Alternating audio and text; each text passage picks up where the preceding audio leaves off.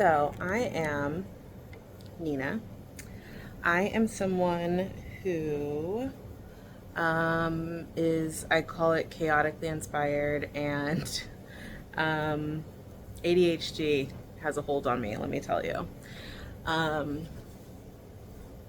I left my career as a product development director for DG2, a clothing brand that's on Home Shopping Network. And I was there for about 9 years. And I decided I wanted to do something on my own. I was working so hard, and I just felt like if I'm going to work this hard, I want to do it for myself. So I started a social media management company. I've been really lucky. It's actually been all word of mouth to this point, so I actually didn't ever have to really advertise myself. And I have multiple clients now, and I also started a clothing brand. My brand is called 1127, e27.nyc. And, when I was in fashion school, I did not think that I wanted my own clothing brand. I was always like, I'm gonna work my way up the corporate ladder. I saw myself as like, my biggest goal would be to be like a CEO of a company or something like that. But I never really wanted my own clothing brand. That's not what fashion was for me.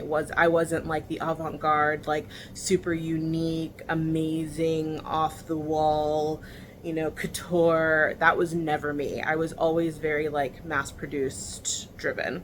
And actually, my first day of fashion school, the professor was the director of the entire fashion division. I went to like a little vocational international academy of design, and she said fashion is 95% business and 5% creative. So if you're just here for the creative, I'm going to tell you right now, fashion design is probably not for you. And I was like, yes. Because I'm a business person who likes to be creative. I'm not a creative person who can manage business, if that makes sense. So, fashion school is obviously much more creative. They're teaching you how to design a line and things like that. You're not actually like getting into the grit. But once I got into being able to do more than the design when I was in my career, oh my God, I was like thriving, which is why I ended up being product development and not like a fashion director. We had fashion directors for DG2, and they're actually both still there. Miss you guys. And I ended up with the product development because I really was much more involved in like the numbers, the organization, being like the voice for the different departments. I was like the in between, I was the one talking to the head of production. I was the one, we would all meet with the CEO, but I was talking to the CEO about numbers, sales.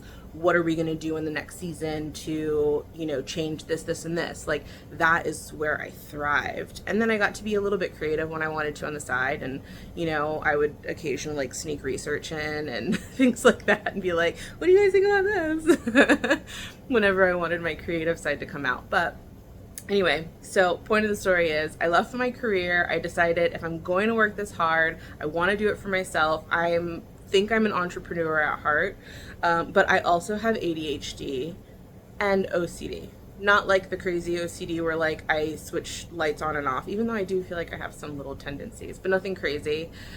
I shouldn't say crazy. Not the type of OCD where like I have to constantly do rituals necessarily. I think my OCD comes from like wanting to look a certain way to people. Even when I'm a disaster on the inside, I need to look like I'm organized. And so I'm actually kind of doing this to get past that. I think I carry that so heavily, and even just little things where I know I have like a really close friend who has severe ADHD, and it's debilitating to her. Like, she can't clean, she can't keep things organized, and it's really difficult. Where because I have the OCD as well, I have to look super organized, which helps me be organized as well.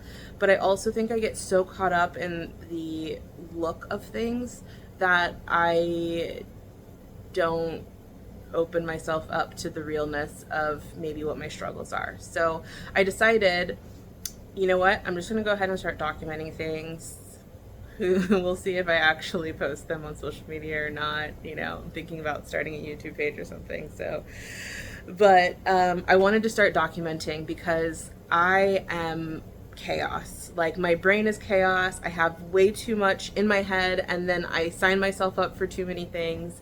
And I thought, you know what, why not document this journey that I'm on, and also, show other people the reality of starting your own business and doing two things that, two businesses, of course I couldn't just start one, doing two businesses that are really important. I represent women for the social media company that are 50 plus, and I think that they're just really having a moment right now. It's hard for you to see it when you're not in the 50 plus space, but now that I'm in it because of my clients, it's amazing to see that there's all these women who thought that they were held back by what society has told them to do, what the expectation of their family was, or how they grew up. And now that things are much more open and women have more choices and can do what they want, you're just seeing all of these women with amazing ideas and, amazing opinions, and they really have a voice. They have things to say, and it's so important for me to help them get it out there. So that part of my life, the social media management portion and social media strategy, I should really say, is so important to me, because I love helping people and I love working with people. That was one of the things when I stepped away from the brand. I had 3 or 4 people who worked underneath me directly, and then I also was helping to manage the rest of the teams. I was managing the calendar for the entire design team, which was an additional, 10 to 12 people.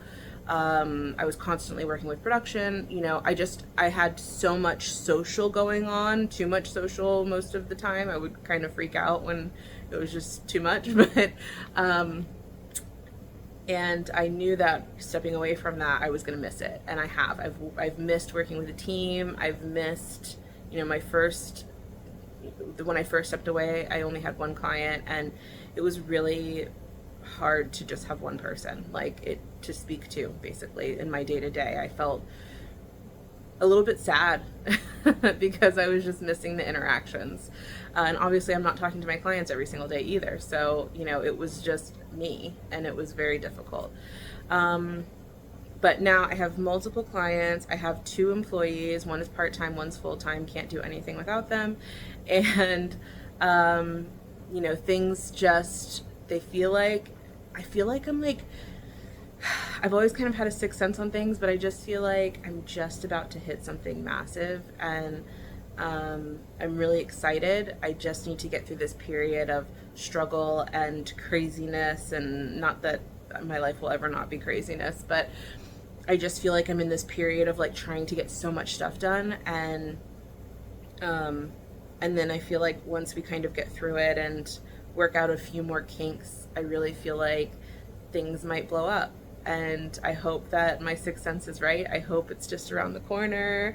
And anyway, I thought I would bring you guys along with me. So this is part 1 of just explaining what I'm doing and why I'm here.